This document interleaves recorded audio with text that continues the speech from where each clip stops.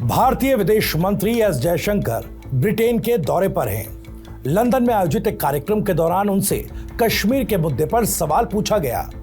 सवाल था कि क्या प्रधानमंत्री मोदी कश्मीर मुद्दे का हल निकालने के लिए अमेरिकी राष्ट्रपति ट्रंप के साथ अपने संबंधों का इस्तेमाल कर सकते हैं। इस पर विदेश मंत्री जयशंकर ने कहा कि हमने कश्मीर के ज्यादातर मुद्दों का समाधान निकाल लिया।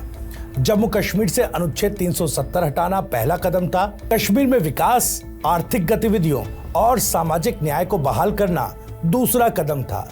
चुनाव कराना हमारी सरकार का तीसरा कदम था। एस जयशंकर ने आगे कहा कि मुझे लगता है कि हम जिस हिस्से का इंतजार कर रहे हैं वो इलाका कश्मीर के उस हिस्से की वापसी है जिसे चोरी से पाकिस्तान ने अपने पास रखा है। जब पाकिस्तान के कब्जे वाला कश्मीर यानी पीओके खाली हो जाएगा तो मैं यकीन दिलाता हूं कश्मीर का मसला पूरी तरह हल हो जाएगा।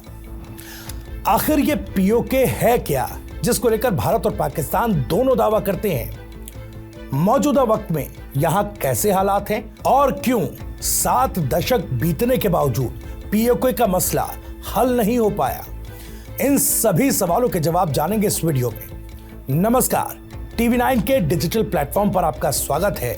मैं हूं भविष्य त्यागी। 1947 में ब्रिटिश हुकूमत ने नक्शे पर एक लकीर खींची और हिंदुस्तान 2 टुकड़ों में बंट गया। लेकिन कुछ रियासतें ऐसी भी थी जो न भारत में मिलना चाहती थी और ना ही पाकिस्तान में। जम्मू कश्मीर ऐसी ही एक रियासत थी जिसके महाराजा थे हरि सिंह। उन्होंने स्वतंत्र मुल्क के रूप में रहने की बात कही, लेकिन पाकिस्तान की तरफ वाले कश्मीरियों ने हरि सिंह के खिलाफ मोर्चा खोल दिया। इसे पाकिस्तान का समर्थक कबायली हमला कहा गया। हरि सिंह ने भारतीय सेना की मदद मांगी।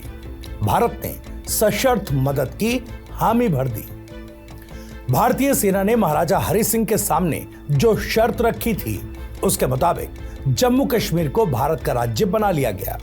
विलय पत्र की शर्तों के मुताबिक भारत सरकार के पास कश्मीर की रक्षा, विदेश नीति और संचार से जुड़े मामले आ गए।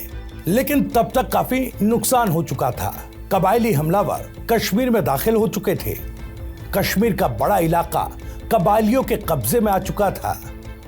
बाद में होती सियासत को देखते हुए इस हिस्से के कश्मीरियों ने खुद को आजाद घोषित कर दिया। तब से ये इलाका आजाद कश्मीर या पाक अधिकृत कश्मीर कहलाता है।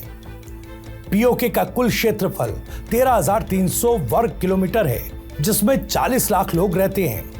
पश्चिम में इसकी सीमा पाकिस्तान के पंजाब और खैबर पख्तूनवा प्रांत से जुड़ी है, जबकि उत्तर पश्चिम में अफगानिस्तान के वखन कॉरिडोर से। उत्तर में पीओके चीन के जिंजियांग ऑटोनोमस रीजन से जुड़ता है, जबकि पूर्व में भारत के जम्मू कश्मीर से जुड़ा है। प्रशासनिक तौर पर पीओके को 2 हिस्सों में बांटा गया है, आजाद कश्मीर और गिलगिट बाल्टिस्तान। मुजफ्फराबाद इसकी राजधानी है। यहां 8 जिले हैं जिनके नाम मीरपुर, भीमबर, कोटली, मुजफ्फराबाद, बाग, नीलम, सुधानोटी और रावलकोट है। इसके अलावा पीओके में 19 तहसीलें और 182 संघीय परिषदें हैं। इसका बड़ा हिस्सा हुंजा, गिलगित, शख्सगाम घाटी और रक्साम है। 1961 में पाकिस्तानी हुकूमत ने बाल्टिस्तान के इलाके चीन को सौंपे थे, जिन्हें अब ट्रांस काराकोरम कहते हैं। पीओके में नाम मात्र की सरकार है, जिसका सीधा कंट्रोल पाकिस्तान के हाथों में है। पाकिस्तान खुद खस्ताहाल है, तो आप अंदाजा लगा सकते हैं कि पीओके में कैसे हालात होंगे। पीओके की ज्यादातर आबादी खेती पर निर्भर है। मक्का, गेहूं, वन्य उत्पाद और पशुपालन इनकी आय के मुख्य स्रोत हैं। यहाँ कोयले, चौक और बॉक्साइट के कुछ रिजर्व हैं। यहाँ के लोग लकड़ी पर नक्काशी, कपड़े और कालीन व्यवसाय से जुड़े हैं।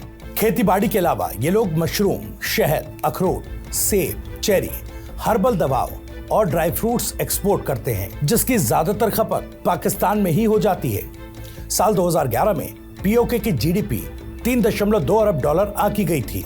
पाक अधिकृत कश्मीर में स्कूल और कॉलेजों की भारी कमी है। इसके बावजूद यहाँ साक्षरता दर 72% है। यहाँ के लोग पश्तो, उर्दू, कश्मीरी और पंजाबी भाषाएं बोलते और समझते हैं। आंकड़ों की माने तो पीओके की हालत बेहद खराब है। यहाँ के ज्यादातर लोग गरीबी रेखा से नीचे गुजर बसर करते हैं। पिछड़ेपन और हाशिए पर धकेले जाने के कारणों से यहां पाकिस्तान के खिलाफ गुस्सा रहता है। पीओके के दक्षिणी जिलों से कई लोग पाकिस्तानी सेना में भर्ती किए जाते हैं। यहां रहने वाले हजारों लोग यूरोप और मिडिल ईस्ट में मजदूरी करने के लिए भी जाते हैं। पाकिस्तान यहां के लोगों की गरीबी का खूब फायदा उठाता है और इन्हें भारत के खिलाफ आतंकी मोहरा बनाकर इस्तेमाल करता है। मुजफ्फराबाद समेत पीओके के कई इलाकों में आतंकी संगठन सक्रिय हैं, जिन्हें पाकिस्तानी खुफिया एजेंसी आईएसआई ऑपरेट करती है। इन आतंकी संगठनों ने पीओके में अपने अपने ट्रेनिंग कैंप बनाए हैं, जो भारत के खिलाफ आतंकी तैयार करते हैं। मुंबई हमले के दोषी अजमल कसाब की ट्रेनिंग मुजफ्फराबाद में ही हुई थी। मानवाधिकारों की बात करें तो यहाँ के लोग बेहद अपमानजनक जिंदगी जी रहे हैं। पाकिस्तानी सेना अक्सर यहाँ के लोगों पर जुल्म ढाती है।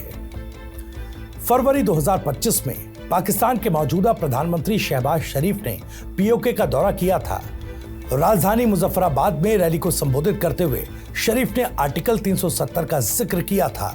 शरीफ ने कहा था, कश्मीर का मसला बातचीत से हल हो सकता है। भारत संयुक्त राष्ट्र से किए गए वादे पूरे करे और इस मामले का समाधान निकाले। शरीफ ने पीओके की आजादी का घिसा पिटा राग एक बार फिर अलापा और कहा कि पाकिस्तान हमेशा पीओके की जमहूरियत के साथ खड़ा है। जनवरी 2025 में भारतीय गृह मंत्री अमित शाह ने पीओके के हिस्से को भारत में लाने की बात कही। अमित शाह ने कहा, पाकिस्तान के कब्जे वाला कश्मीर भी जल्द ही भारत का हिस्सा होगा। अंग्रेजों के समय लिखे गए इतिहास की व्याख्या गलत थी। कश्मीर भारत का अविभाज्य अंग पहले भी था और आज भी है और हमेशा रहेगा। प्रधानमंत्री मोदी, गृह मंत्री शाह, रक्षा मंत्री राजनाथ सिंह पीओके को लेकर इशारों इशारों में पाकिस्तान को संदेश दे चुके हैं। संदेश ये कि पीओके भारत का हिस्सा है। इतिहास में हुई भूल का कतई ये मतलब नहीं समझा जाना चाहिए कि हमारी जमीन पर कोई मुल्क कब्जा कर ले। बहरहाल आर्टिकल 370 हटने के बाद कश्मीर में हो रही आतंकी घटनाओं में कमी आई। भारतीय सेना पाकिस्तान की ओर से होने वाली घुसपैठ खत्म कर रही है। बॉर्डर की निगरानी के लिए सर्विलांस सिस्टम मजबूत किया गया।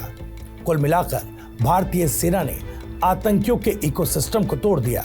पीओके का मसला कब सॉल्व होगा ये कहना मुश्किल है, क्योंकि पाकिस्तान इस इलाके को छोड़ेगा नहीं और भारत अपनी जमीन लेकर रहेगा। साल 2024 में परिसीमन के बाद जम्मू कश्मीर विधानसभा में पीओके के लिए 24 सीटें रिजर्व रखी गई, जो ये दर्शाती हैं कि हमारी सरकार पीओके को लेकर कितनी प्रतिबद्ध है। बहरहाल आपके इस पूरे मामले पर क्या राय है, कमेंट बॉक्स में हमें जरूर बताइए। बाकी देश और दुनिया की तमाम खबरों से अपडेट रहने के लिए बने रहिए TV9 डिजिटल के साथ। नमस्कार।